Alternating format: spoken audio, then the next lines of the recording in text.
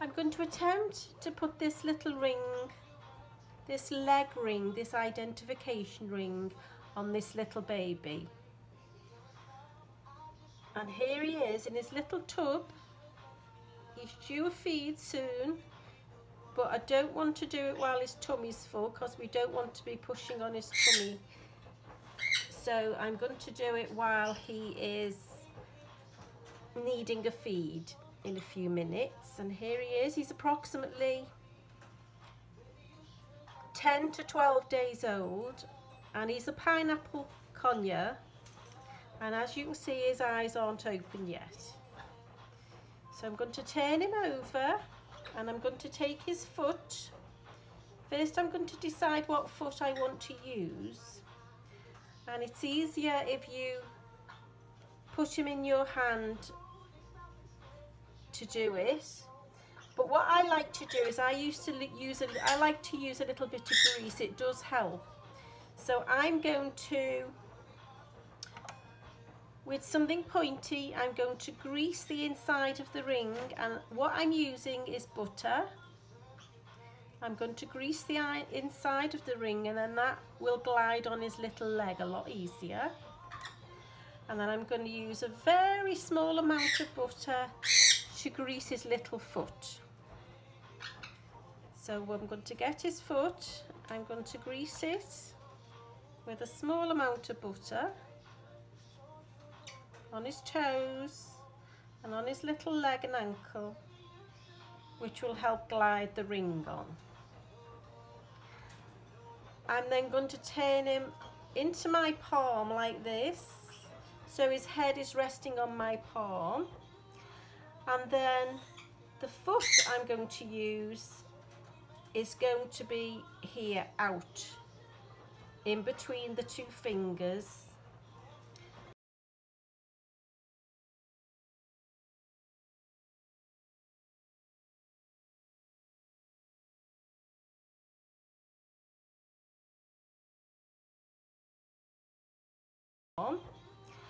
And then the foot I'm going to use is going to be here out, in between the two fingers. He's going to wriggle, so it sometimes can be difficult. It depends on how docile the bird is that you're ringing. So we need to get this one back and these three forward.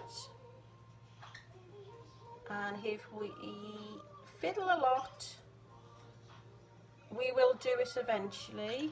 So first we're going on this one, then this one,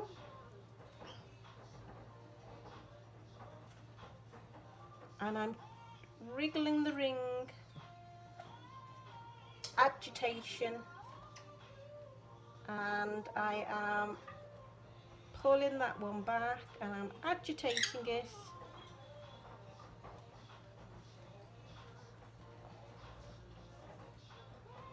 This far, and when he's got this far, I want to place him down, because I want to use my two hands to pull the ring the rest of the way.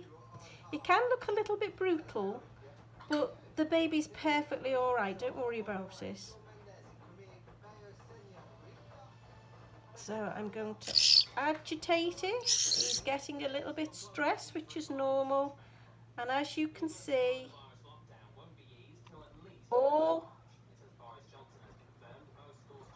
three are through, and then the fourth comes through.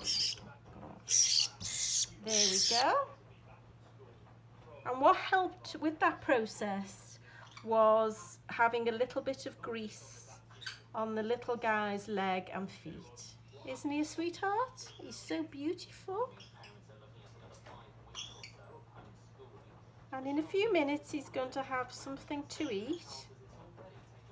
But there he is, all safe and sound, with his little leg ring on, which will identify him. And until I prepare his food, which is almost ready, he's going to go back in his little tub and finish his little sleep. There he is. Isn't he beautiful? Look at his lovely little wings. There. Isn't that lovely? Isn't he a little sweetheart?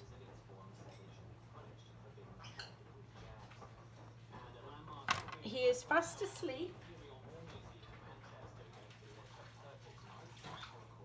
I now have a sterilised warm cloth, and I'm going to take his little leg and his little feet and remove as much of that greasy butter as possible. You could use a little baby oil, but I've always found a little bit of butter works really well. His little tail, tiny isn't it, his little tummy,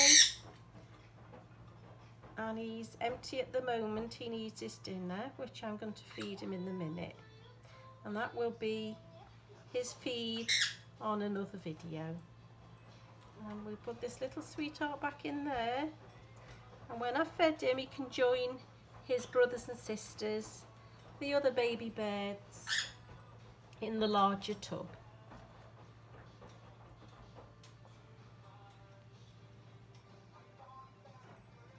In the tub we've got one sheet of tissue, kitchen roll, and a layer of wood chips, so that when he's soiled it, by the end of the day I can just take it up, all four corners together, naturally when he's taken out, and put it in the bin. And the stainless steel in this case stays nice and warm inside the brooder. The one thing about using a stainless steel tub compared to plastic, although I do use plastic also, is the stainless steel stays nice and warm inside the brooder. Thanks for watching.